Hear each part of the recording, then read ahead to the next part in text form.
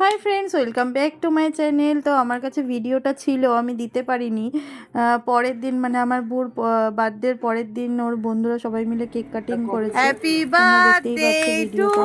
You, happy birthday to you, happy birthday dear Bu, happy birthday to you, happy birthday. কি হয়েছে মাম্মাম? হ্যাঁ তো এখন কেক কাটা ফাইনালি ডান হয়ে গেছে। মামামের তো খাওয়া হয়ে গেছিলো, ওরা সাডেনলি 11:30টার সময় নিয়ে এসেছে।